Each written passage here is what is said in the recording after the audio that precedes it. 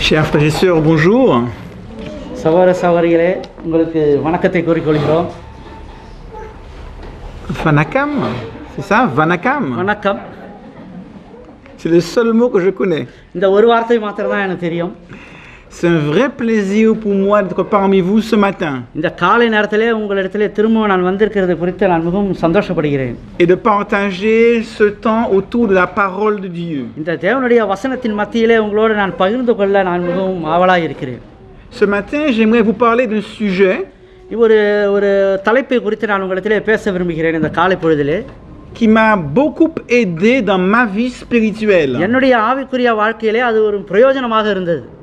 Et j'espère que ce sujet இந்த ஒரு தலைப்பானது va vous aider அது உங்களுக்கும் பிரயோஜனமாக இருக்கத்தக்கதாக à cheminer et à grandir avec Dieu. ஆண்டவரோடு கூட உங்களுக்கும் அது வாழ்க்கையிலே ஒரு பெரிய காரியங்களாக அமையத்தக்கதாக விரும்புகிறேன்.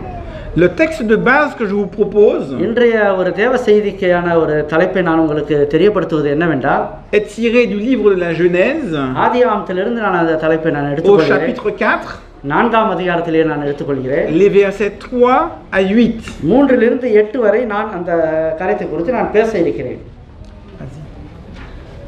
ஆதியாகமம் 4ஆம் அதிகாரம் 3 to 8 வரை. சில நாள் சென்ற பின்பு காயின் நிலத்தின் கனிகளை கர்த்தருக்கு காணிக்கையாக கொண்டு வந்தான். ஆபேலும் தன் மந்தையின் தலையீற்றுகளிலும் அவைகளில் கொழுமையானவைகளிலும் சிலவற்றை கொண்டு வந்தான். ஆபேலையும் அவன் காணிக்கையும் கர்த்தர் அங்கீகரித்தார். காயினையும் அவன் காணிக்கையையும் அவர் அங்கீகரிக்கவில்லை. அப்பொழுது காயினுக்கு மிகவும் எரிச்சல் உண்டாகி அவன் முகநாடி வேறுபட்டது. அப்பொழுது கர்த்தர் காயினை நோக்கி, உனக்கு ஏன் எரிச்சல் உண்டாயிற்று? உன் முகநாடி ஏன் வேறுபட்டது? நீ நன்மை செய்தால் மேன்மை இல்லையோ? நீ நன்மை செய்யாதிருந்தால் பாவம் வாசற்படியில் படுத்திருக்கும். அவன் ஆசை உன்னை பற்றி இருக்கும், நீ அவனை ஆண்டு கொள்வாய் என்றார். காயின் தன் சகோதரனாகிய ஆபேலோடே பேசினான். அவர்கள் வயல்வெளியில் இருக்கும் சமயத்தில் காயின் தன் சகோதரனாகிய ஆபேலுக்கு விரோதமாக எழும்பி அவனை கொலை செய்தான். C'est une histoire dramatique. இது ஒரு பயங்கரமான ஒரு சம்பவமாக இருக்கிறது இந்த கதை. Le premier meurtre de l'histoire de l'humanité. இந்த மானிட ஒரு சரித்திரத்திலே இது முதலான ஒரு கொலையாக இருக்கிறது. On est au tout début de l'histoire du monde. இது தொடக்கத்தின் ஆரம்பத்திலே இந்த கதை ஆரம்பிக்கின்றது. La première génération d'hommes nés sur terre. முதலாக மனித இனம் துவங்குகிற நேரத்திலே இந்த சம்பவம் நடந்திருக்கிறது. Et déjà on nous parle d'un crime. இது ஆரம்பத்திலேயே ஒரு கொலை சம்பவத்தை இங்கு சொல்லப்படுகிறது.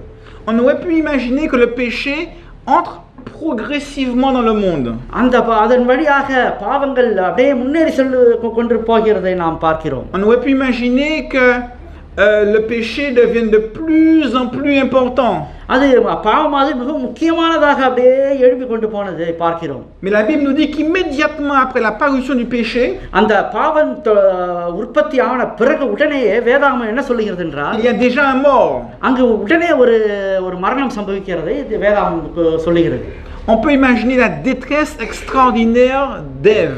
ஒரு ஆபத்து ஒரு பெரிய பயங்கரமான சூழ்நிலை அங்கு வந்து விட்டது என்பதை நாம் காண்கிறோம். Son fils va tuer son frère.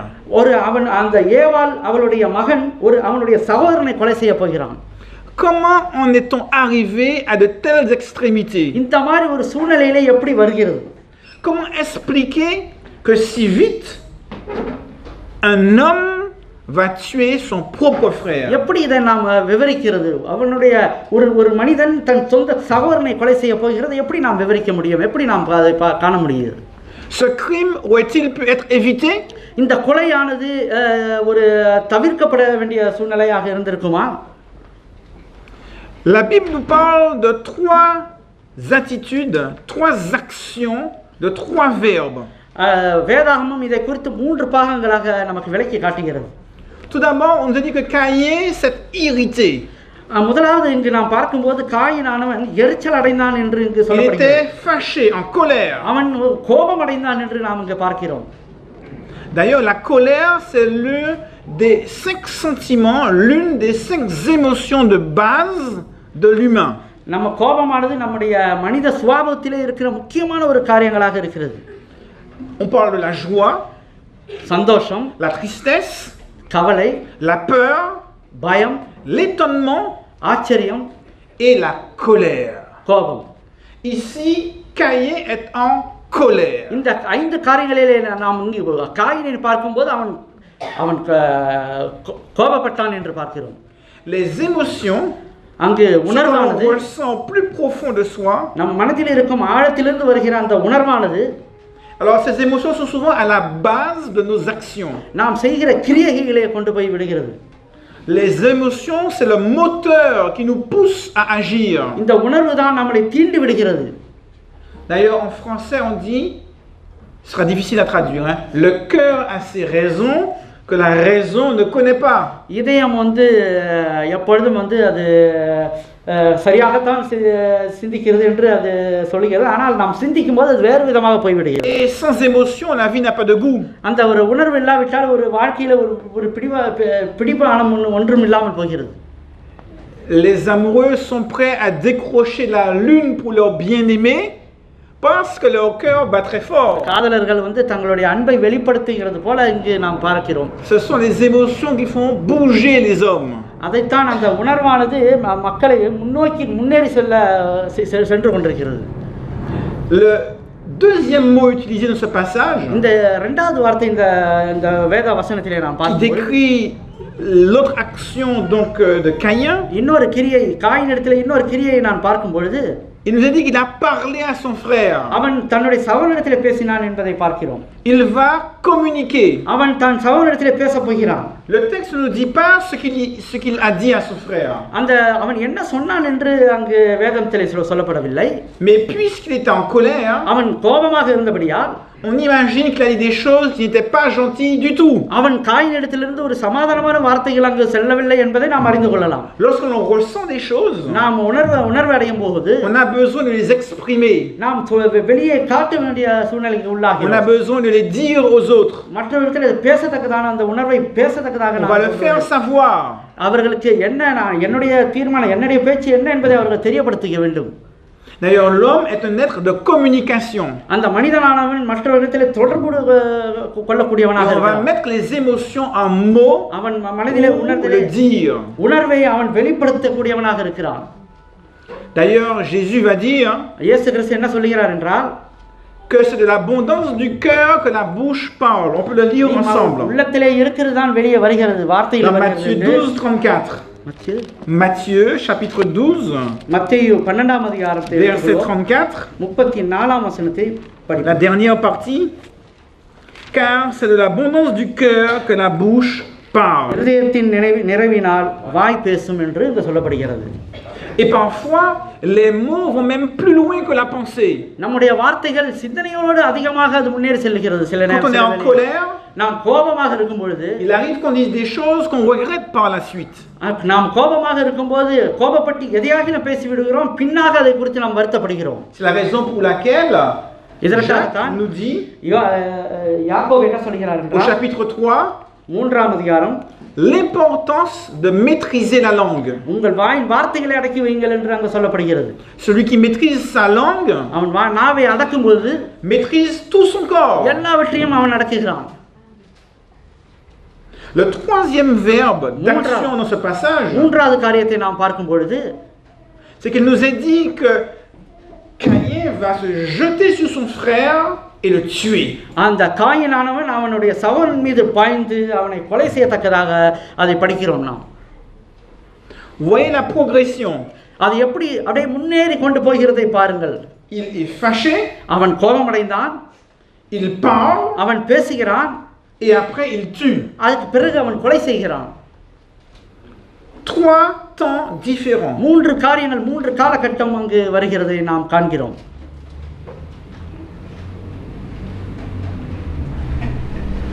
Dieu, தேவன், voyant ce qui va se passer, அவருக்கு தெரியும் என்ன நடக்கும் என்று, நடக்க போகிறது என்பது அவருக்கு தெரியும். va tenter de changer les choses. அவர் காரியங்களை மாற்ற வைக்கிறார். Il savait ce que Caïn allait faire. அவருக்கு ஆண்டவருக்கு ஏற்கனவே தெரியும் காயின் என்ன செய்ய போகிறான் என்பதை ஆண்டவருக்கு தெரியும். Il veut aider Caïn à ne pas tuer son frère. அவன் கொலை செய்யாதபடிக்கு அவர் ஏதோ ஒரு காரியங்களை அவர் செய்கிறார். Alors avant le meurtre, அந்த கொலைக்கு முன்னாடி Dieu intervient. தேவன் இடைபடுகிறார். Et il dit quelque chose à Caïn. ஒரு சில காரியங்களை காயினுக்கு அவர் தெரியப்படுத்துகிறதை நாம் பார்ப்போம். Genèse, ஆதியாகமம் chapitre 4. 4ஆம் அதிகாரம். On lira la dernière partie du verset 7. 7ஆம் வசனத்தை நாம் படிப்போம். Le péché se couche à ta porte. நீ நன்மை செய்யாதிருந்தால் பாவம் வாசற்படியில் படுத்திருக்கும். Et sa désir se porte vers toi. அவன் ஆசை உன்னை பற்றி இருக்கும். Mais toi, நீ domine sur lui. அவனை ஆண்டு கொள்வாய் என்றார். Dieu dit à Caïn, தேவன் காயினிடத்திலே, tu as la capacité de dominer le péché. நீ உன் பாவத்தை அடக்கி ஆள முடியும் என்பதை அவர் தெரியப்படுத்துகிறார். Quel est ce secret? இதனுடைய ரகசியம் என்ன? Tous les chrétiens rêvent de vivre une vie parfaite. எல்லா கிறிஸ்தவர்களும் ஒரு உண்மையான வாழ்க்கை வாழத்தக்கதாக அவர்கள் நினைத்துக் கொண்டிருக்கிறார்கள். Tous les chrétiens ont envie de vivre une vie sans péché. அவர்கள் பாவமில்லாத வாழ்க்கை வாழத்தக்கதாக அவர்கள் ஆசைப்படுகிறார்கள் எல்லா கிறிஸ்தவர்களும். Quel est donc ce secret qui permet à Dieu de dire tu peux dominer le péché? என்ன ரகசியம் இருக்கிறது? நீ பாவத்தை மேற்கொள்ளலாம் என்பதன் கருத்து என்ன? அதில் உள்ள ரகசியம் என்ன? Dieu va essayer d'aider Caïn à dominer le péché. அந்த பாவத்தை குறித்து தேவன் எப்படி சொல்கிறார் என்றால், en utilisant un mot. ஒரு வார்த்தையின் மூலமாக அவர் சொல்கிறார். Un pronom interrogatif. Il va utiliser un mot. ஒரு வார்த்தையை அவர் சொல்கிறார். Pourquoi? என்ன, எதற்காக? On lit dans le texte. இந்த வசனத்திலே நாம் படிக்கிறோம். Pourquoi es-tu fâché? எதற்காக நீ கோபப்பட்டாய் என்ற ஒரு கேள்வி அங்கு வருகிறது. Pourquoi ton visage est-il abattu? உன் முகம் ஏன் வேறுபட்டது என்ற ஒரு கேள்வி அங்கு வருகிறது. Dieu va essayer d'amener Caïn à la réflexion. தேவன் காயினிடத்திலே அவன் என்ன காரியத்திலே விழுந்து போகிறான் என்பதை அங்கு சுட்டி காட்டுகிறார். Analyse la situation, dit-il. அந்த இடத்திலே அந்த சூழ்நிலையை அங்கு காட்டுகிறார். Réfléchis. நீ யோசனை பண்ணு. Dieu aurait pu se focaliser sur l'action. அவன் செய்கையை அங்கு சுட்டி காட்டுகிறார். Il aurait pu dire à Caïn, அவர் காயினிடத்திலே சொல்லி இருக்கலாம், Caïn, ce n'est pas bien de tuer. நீ கொலை செய்வது நல்லதல்ல என்று சொல்லி இருக்கலாம். Tuer, c'est mal. கொலை என்பது ஒரு தீமை என்பது, c'est un péché. அது ஒரு பாவம் என்று சொல்லி இருக்கலாம். Mais Dieu ne parle pas de l'action. அவர் அந்த கிரியை குறித்து அங்க சொல்லவில்லை. Dieu aurait pu se focaliser sur les émotions. அவனுடைய உள்ள உணர்வை அங்கு சுட்டி காட்டுகிறார். Il aurait pu dire à Caïn, அவர் காயினிடத்தில் சொல்லி இருக்கலாம், il ne faut pas te mettre en colère. நீ கோபப்படாதே. C'est mal de se fâcher. நீ கோபப்படுவது நல்லதல்ல. Mais Dieu ne s'intéresse pas aux émotions de Caïn. அவனுடைய ஒரு உணர்வுக்கு ஆண்டவர் அங்கு பார்த்து கொண்டிருக்கிறார். Dieu va se focaliser தேவன் அந்த காரியங்களை குறித்து அவர் பார்க்கிறார், நோக்கி கொண்டிருக்கிறார். sur ce que pense Caïn. Coin என்ன சிந்திக்கிறான் என்பதை அவங்க பார்த்து கொண்டிருக்கிறார். Analyse les raisons pour lesquelles tu es fâché. அவன் என்னத்திற்காக கோபப்படுகிறான் என்பதை அவர் சுட்டி காட்டுகிறார் அவனிடத்திலே. Et quand Dieu dit à Caïn, domine le péché, பாவத்தை மேற்கொள் என்று ஆண்டவர் அந்த காயினிடத்திலே சொல்லும் பொழுது, il l'invite à revoir son système de pensée. அவனுடைய சிந்தனை என்ன என்பதை அவர் சுட்டி காட்டுகிறார். உன் சிந்தனை என்ன என்பதை அவர் காட்டுகிறார். Parce que les pensées, அந்த சிந்தனையானது provoquent des émotions. உணர்வை தூண்டி விடுகிறது. Et ces émotions, உணர்வுகள், nous poussent à des comportements. அது நம்முடைய குணங்களை மாற்றுகிறது. D'ailleurs, il y a ce qu'on appelle la thérapie comportementale. Autrement dit, une manière d'aider les gens à guérir de leur mauvais comportement. அவர்கள் ஒரு தீமையான குணங்களை ஒரு நல்ல குணங்களாக மாற்றுறதுக்கு ஒரு வேறு காரியங்கள் மூலமாக மனிதன் செயல்படுகிறது. இங்க பார்க்கிறேன். நான் நினைப்பது, ce que je crois, நான் விசுவாசிப்பது va générer en moi des émotions. என்னுடைய கிரியைகளை, என்னுடைய உணர்வுகளை தூண்டி விடுகிறது. Et ces émotions, இந்த உணர்வுகள் vous m'amenez à des comportements. என்னுடைய குணாதிசயங்களை கொண்டு போய் விடுகிறது. Si je veux changer mon comportement, என்னுடைய குணாதிசயங்களை நான் மாற்ற வேண்டும் il என்றால் me faut changer mes émotions. என்னுடைய உணர்வுகளை நான் மாற்ற வேண்டும். Et si je veux changer mes émotions, என்னுடைய உணர்வுகளை மாற்ற வேண்டும் il me என்றால் faut changer mes pensées. என்னுடைய நினைவுகளை மாற்ற வேண்டும், சிந்தனைகளை. Je vais vous donner 2 exemples. இரண்டு உதாரணங்களை உங்களுக்கு கொடுக்கிறேன். Alors, on imagine un homme ஒரு மனிதனை நாம் வைத்துக் கொள்வோம். qui travaille dans une entreprise. ஒரு கம்பெனியில வேலை செய்து Il a கொண்டிருக்கிறார். beaucoup de collègues அங்கு நிறைய நண்பர்கள் இருக்கிறார்கள். avec lesquels il parle très bien. அவர்கள் கூட நல்ல விதமாக அவன் பேசிக் Et கொண்டிருக்கிறான். puis un jour, il croise un collègue dans la rue. ஒரு நாள் அந்த அவனுடைய வேலை செய்யற நண்பன் ஒரு ரோட்டிலே அவன் காண்கிறான். Et ce collègue passe près de lui அவன் எதிராக அவன் போய் கொண்டிருக்கிறான். sans même lui dire bonjour. அவனிடத்தில் ஒரு வணக்கத்தை கூட சொல்லாமல் அவன் போய் கொண்டிருக்கிறான். Ça, c'est la situation. இதுதான் அங்கு நடக்கிற காரியம். Que pense-t-il? அவன் என்ன நினைப்பான்? Depuis qu'il a eu sa promotion, அவன் அந்த பதவி உயர்வு அதை அடைந்த பிறகு il se croit important அவன் நினைத்து கொண்டான், தன்னை மேன்மையாக நினைத்துக் கொண்டு, et il ne me dit plus bonjour.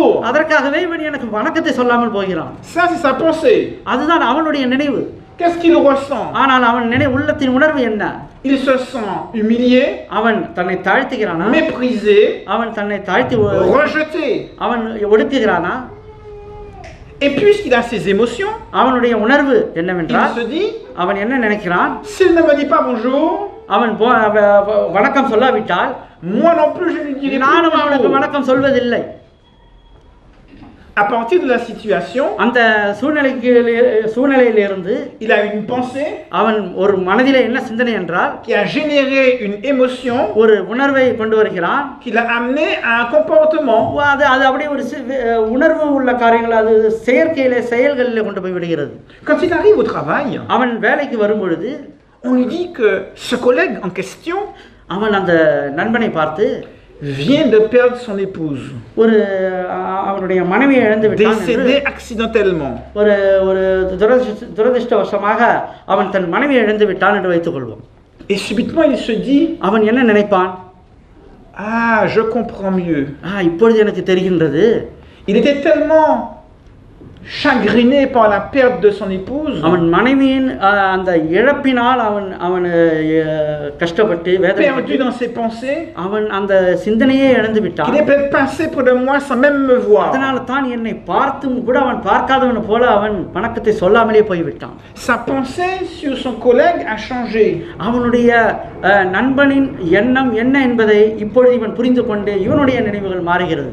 Puisque sa pensée a changé, அந்த நினைவுகள் மாறினதனாலே ses émotions vont changer. அந்த உணர்வுகளும் மாறுகிறது. Il ne va plus se sentir rejeté, அவன் அந்த ஒரு வெறுப்பு என்றது, mais il va ressentir au contraire de la sympathie, இப்பொழுது அவன் சமாதானம் அடைய de வேண்டும் என்று, l'empathie, அவனிடத்தில் சமாதானம் அடைய de la வேண்டும், miséricorde அவனிடத்தில் இரக்கம் பட pour ce வேண்டும் என்று. pauvre collègue qui vient de vivre un drame. அந்த நண்பன் இந்த மனைவியை இழந்ததற்கான அந்த ஒரு காரியத்தை அவன் மீது இவன் பரிதாபப்படக்கூடியதான ஒரு உணர்வு அவனிடத்தில் வருகிறது. Et puisque ses émotions ont changé, இந்த நினைவுகள் சிந்தனைகள் எல்லாம் மாறின. eh bien il a envie d'aller vers son collègue pour le réconforter. அந்த நினைவுகள் உணர்வுகள் மாறின பிறகு அவன் நண்பனிடத்திலே இப்பொழுது அவன் சமாதானத்தை குறித்து பேசப்படுகிறான். அவனை தாங்கத்தக்கதான வார்த்தைகளை கூற விரும்புகிறான். Pour l'aider dans ces moments difficiles. அந்த கஷ்டமான சூழ்நிலையிலே அவனுக்கு அவன் உதவி செய்ய விரும்புகிறான். Sa pensée a changé, அவனுடைய எண்ணம் மாறிவிட்டது, ses émotions ont changé அவனுடைய உணர்வு மாறிவிட்டது, et son comportement a changé. அவனுடைய உணர்வுகளும் சிந்தனைகளும் எல்லாமே மாறிவிட்டது. Pour changer son comportement, இந்த உணர்வுகள் குணங்கள் மாற il வேண்டும் fallait que la என்றால் pensée change. சிந்தனைகளிலே போய் சேர Allez, un வேண்டும். deuxième exemple. இன்னொரு இரண்டாவது, Vous faites la queue pour pouvoir aller écouter un concert. Vous faites la queue pour aller entrer dans la salle de concert. ஒரு சால் த கோன்சர்ட்ன்ற ஒரு விழா நடக்கிற ஒரு இடமாக இருக்கிறது. அந்த இடத்திலே நீங்கள் போய் வரிசையில் நிற்கிறீர்கள் என்று Il y a beaucoup de monde. அங்கு அதிக ஜனங்கள் இருக்கிறார்கள். Et puis derrière vous, உங்களுக்கு பின்னாக celui qui est derrière vous vous bouscule. உங்களுக்கு பின்னாக ஒருத்தர் உங்களை தள்ளி விடுகிறான். Vous vous dites, நீங்கள் என்ன c'est நினைக்கிறீர்கள்? normal, il y a beaucoup de monde. இது நார்மல் தான், என்ன அதிகமான ஜனங்கள் இருக்கிறது. Il vous bouscule une deuxième fois. இப்படி திரும்பவும் அவன் உங்களிடத்தில் திரும்ப இடிக்கிறான் என்று வைத்துக் கொள்வோம். Vous vous dites, நீங்கள் என்ன நினைப்பீர்கள்? ஆஹா cet homme ne fait pas très attention. வேண்டுமென்று செய்கிறான் போல, எல்லாம் விட்டால் கவனக்குறைவாக செய்கிறான் என்று. Il vous bouscule une troisième fois. இன்னொரு முறை அவன் மூன்றாவது முறை இடித்துக் கொள்கிறான் என்று Plus fort. இன்னும் அதிக வேகமாக Et இடிக்கிறான். cette fois-ci, ça vous fait mal. இப்பொழுது உங்களுக்கு வலித்து விட்டது. Vous vous dites, நீங்கள் என்ன நினைக்கிறீர்கள், என்ன சொல்வீர்கள்? il fait exprès. அவன் வேண்டுமென்று செய்கிறான். Vous ressentez உங்களுக்கு உணர்வு l'exaspération. உங்கள் உணர்வு வந்து விட்டது, அவன் வேண்டுமென்று செய்கிறான் என்ற உணர்வு அடைகிறீர்கள். Et vous dites, நீங்கள் என்ன சொல்லுகிறீர்கள்? je vais me retourner pour lui dire, monsieur, faites attention. நீங்க திரும்ப நீங்க என்ன நினைக்கிறீர்கள், என்ன சொல்ல போகிறீர்கள்? மிஸ்ஸே ஜாக்கிரதையா இருங்கள் அப்படி என்று நீங்க சொல்ல போகிறீர்கள். Il a pensé, அவன் என்ன நினைக்கிறான்? cet homme ne fait pas attention. அவன் Il a கவனக்குறைவாக ressenti de l'exaspération. அவன் கவனக்குறைவாக இருக்கிறான் என்பதை நான் Il a நினைக்கிறேன். dit, je vais lui faire un reproche. அவன் திரும்பவும் போய் அவனிடத்தில் எச்சரிக்கை விட போகிறேன் என்று சொல்கிறான். Et quand il se retourne, அவன் திரும்புகிறான். il voit que l'homme est aveugle. அவன் பார்க்கும்போது அந்த அந்த அந்த பின்னாடி உள்ளவன் குருடனாக இருக்கிறான். Il a une canne. அவன் ஒரு தடியை வைத்துக் கொண்டு குருடனாக நிற்கிறான். Brusquement, sa pensée change. உடனே இந்த மனிதனுக்கு சிந்தனை மாறுகிறது. C'est pas de sa faute. இது அவனுடைய Il n'a pas தவறு fait அல்லவே. exprès. அவன் வேண்டுமென்று செய்யவில்லை. C'est parce qu'il est handicapé. அவன் ஒரு ஊனமுற்றவனாக இருக்கிறான். Parce que sa pensée a changé. உடனே அவன் சிந்தனை மாறுகிறது. Ses émotions vont changer. அவனுடைய உணர்வுகளும் மாறுகிறது. Il va ressentir de la pitié, அவன் ஒரு இரக்கம் உள்ளவனாக de la மாறுகிறான். miséricorde. அவன் கிருபை உள்ளவனாக மாறுகிறான். Et puisque ses sentiments ont changé, அவன் உணர்வுகள் மாறுகிற போது son comportement va changer. அவன் சிந்தனை எல்லாமே மாறுகிறது. Il அவனுடைய dit, monsieur, passez devant. மிஸ்ஸி அவனோட பக்கத்திலே உள்ளவர்கள் சொன்னா, ஐயா உதவி வாருங்கள், Puis-je vous aider? உங்களுக்கு நான் உதவி செய்ய வேண்டுமா? La pensée a changé. அந்த உணர்வுகள் சிந்தனைகள் Les மாறிவிட்டது. émotions ont changé. உணர்வுகளும் மாறுகிறது, Le comportement a changé. செயல்களும் மாறிவிட்டது. Revenons à Caïn. காயின் இடத்துல திரும்ப வருவோம். Caïn a une question de la part de Dieu. Coin தேவனிடத்திலே ஒரு கேள்வி உண்டு. Réfléchis, Caïn. அவர் தேவன் என்ன சொல்லுகிறார்? Qu'est-ce qui யோசனை பண்ணு. provoque ces sentiments de colère dans ton cœur? கோபத்துக்கு காரணம் என்ன? Et on peut imaginer beaucoup de choses.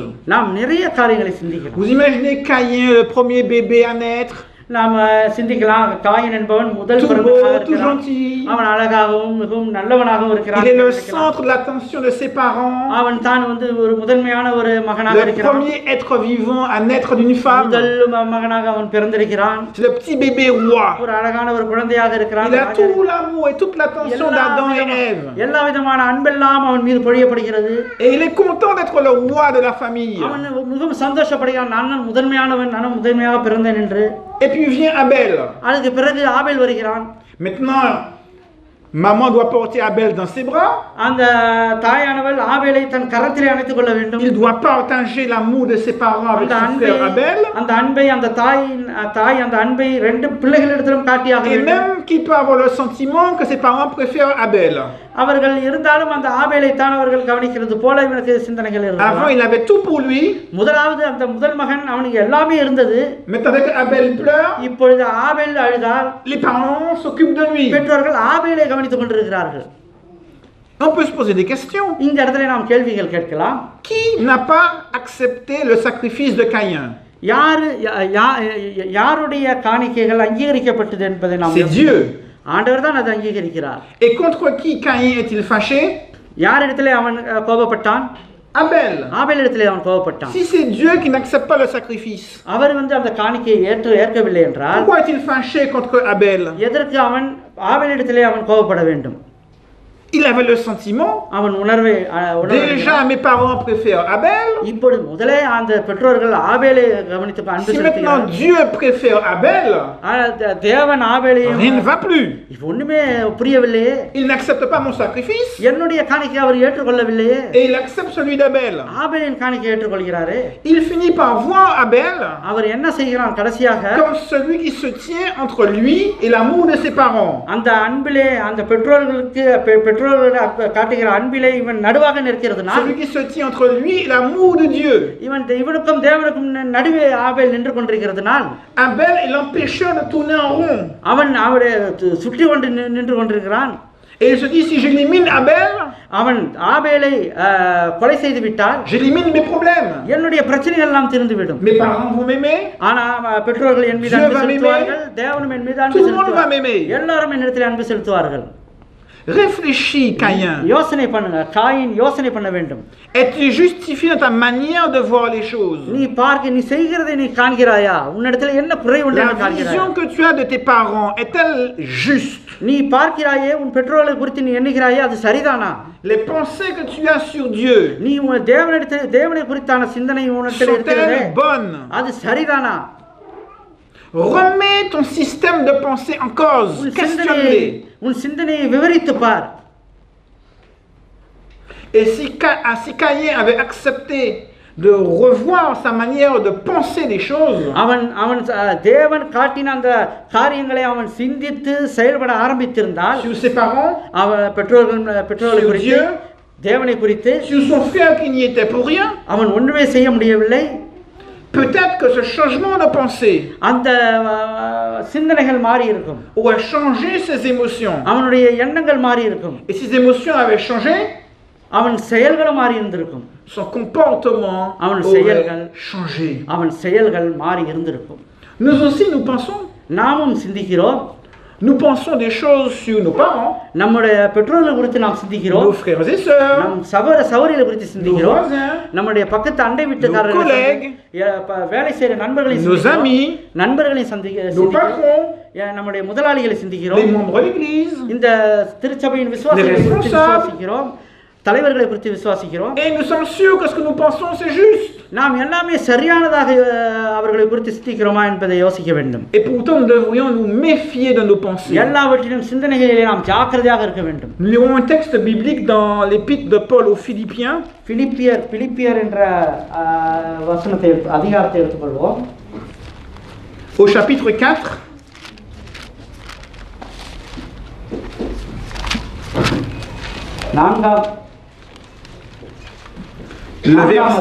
Le verset 7. நான்காம் அதிகாரம் 7ஆம் வசனத்தை எடுத்துக்கொள்வோம். பிலிப்பியர் 4ஆம் அதிகாரம் 7ஆம் வசனத்தை எடுத்துக்கொள்வோம். Et la paix de Dieu qui surpasse toute intelligence gardera vos cœurs et vos pensées en Jésus-Christ. உங்கள் இருதயங்களையும் உங்கள் சிந்தனைகளையும் கிறிஸ்து இயேசுவுக்குள்ளாக காத்துக்கொள்ளும். Paul nous invite à demander à Dieu. Pavul நம்மிடத்தில் என்ன சொல்லுகிறார்? தேவனிடத்தில் என்னத்தை சொல்ல வேண்டும் என்று காட்டுகிறார். De garder nos cœurs, le siège des émotions. நம்முடைய இதய சிந்தனைகளை வைத்து ஜாக்கிரதையாக வைத்துக் கொள்ள வேண்டும். Et nos pensées. நம்ம சிந்தனைகளையும் இருதயங்களையும் காத்துக்கொள்ள வேண்டும் என்று இங்கு சொல்லுகிறார். En tant que chrétiens, நாம் கிறிஸ்தவர்களாக இருக்கிறோம். Quand nous faisons face à un problème de comportement, நமக்கு ஒரு பெரிய சோதனை காலம் நமக்கு முன்பாக வந்திருக்கிறது. Parfois nous focalisons sur l'action. நாம் செயல்களிலே நாம் காட்டி விடுகிறோம். Et nous prions. அதுக்கு பிறகு நாம் ஜெபம் செய்கிறோம். Seigneur, தேவனே, aide-moi à ne plus faire ceci. இந்த காரியங்களை நான் இனிமே செய்யக்கூடாது என்று Aide-moi à ne plus faire cela. இனி அந்த காரியங்களை செய்யக்கூடாது என்று நான் தேவனிடத்தில் கேட்கிறேன். Parfois, சில வேளை nous concentrons sur l'émotion. நம் உணர்வுகளை நாம் சில வேளைகளில் அதை கவனிக்கிறோம். தேவனே, aide-moi à ne plus être jaloux. நான் மற்றவரிடத்திலே பொறாமை கொள்ளக்கூடாது. Ne plus être orgueilleux. நான் ஒரு சுயநலமாக இருக்கக்கூடாது. Mais généralement, பொதுவாக on ne remet pas nos pensées entre les mains de l'Éternel. நம்முடைய சிந்தனைகளை தேவனுடைய கரத்தில் வைப்பதே இல்லை. Et pourtant, இருந்தாலும் ce sont nos pensées qui sont la source de tout le reste. நம்முடைய சிந்தனைகளிலே இருக்கிற ஒவ்வொரு செயல்களும் தான் மற்ற காரியங்களை அடித்து வீழ்த்துகிறது. Avant de se focaliser sur le comportement, நம்முடைய குணாதிசயங்களை நாம் பார்க்கிறது avant முன்பாக, de se focaliser sur les émotions, நம்முடைய உணர்வுகளுக்கு முன்பாக il faut se focaliser sur nos pensées. சிந்தனைகளை தான் முதலாவது நாம் ஆராய்ந்து பார்க்க வேண்டும். Parce que c'est de là que tout va dépendre. இந்த சிந்தனைகள் மூலமாகத்தான் மற்ற காரியங்கள் எல்லாம் Nous sommes des êtres rationnels. நாம் ஒரு மனித இனம். On réfléchit de manière rigoureuse. நம்ம இஷ்டம் போல நாம் சிந்திக்கிறோம். Et on a tendance à faire confiance à nos pensées. நம்முடைய சிந்தனைகளிலே நாமே நம்பிக்கை வைத்துக் கொள்கிறோம். Mais il faut nous méfier même de nos pensées. நம்முடைய சிந்தனைகளை குறித்து நாம் மிகவும் ஜாக்கிரதை உள்ளவர்களாக Et இருக்க வேண்டும். dire au Seigneur, Seigneur, தேவனே change mes pensées. என் சிந்தனைகளை மாற்றும் என்று நாம் கேட்க Change ma வேண்டும். manière de voir le monde autour de moi. எனக்கு இருக்கும் உலக காரியங்கள் எல்லாம் எப்படிப்பட்டது என்பதை நீங்க சிந்தனைகளிலே எனக்கு Change ma தெளிவுபடுத்த manière de comprendre எனக்கு ceux qui m'entourent. என்னை சுற்றி இருக்கும் காரியங்களை நான் புரிந்து கொள்ளும் விதமாக என் மாற்றும் ஆண்டவரே என்று கேட்க Et வேண்டும். si Dieu change ma manière de penser, என்னுடைய சிந்தனைகளில் விதத்தை தேவன் மாற்றுகிறார் என்றால் alors les émotions que j'éprouve pour le patron, நம்முடைய உணர்வுகள் எப்படி இருக்கும்? pour le voisin, நாம் எல்லா pour le collègue, அண்டை வீட்டுக்காரர்கள், நண்பர்கள், pour la famille, குடும்பத்தினர், pour l'église, சபை pour ceux qui விசுவாசிகள் m'entourent, எல்லாரிடத்திலும் toutes ces émotions vont changer. எல்லா விதமான உணர்வுகளும் மாறிவிடும். Et si ces émotions changent, இந்த உணர்வுகள் மாறிவிட்டால் mon comportement என்னுடைய va செயல்கள் changer. நிச்சயமாக மாறும். Alors ma prière, என்னுடைய ஜெபமானது celle que je fais tous les jours, எனக்கு தினமும் நான் என்ன செய்கிறேன்? plusieurs fois par jour, ஒவ்வொரு நாளும் அநேக et je காரியங்களை vous நான் invite à faire ce matin, திரும்ப திரும்ப நான் செய்கிறேன். அதற்காக உங்களை காலையிலே நான் அந்த நேரத்தில் கேட்டுக்கொள்வது என்னவென்றால், c'est de demander à Dieu தேவனிடத்திலே என்ன கேட்க வேண்டும்? de garder mon cœur, என்னுடைய இதயத்தை நான் காத்துக்கொள்ள et வேண்டும். plus que tout de garder mes pensées. என்னுடைய சிந்தனைகள் எல்லாம் தவறி போகாதபடிக்கு நான் என்னை காத்துக்கொள்ள வேண்டும். Alors c'est votre prière ce matin. இந்த காலை நேர வேளையிலே உங்களுடைய ஜெபம் அதுவாக இருக்க வேண்டும்.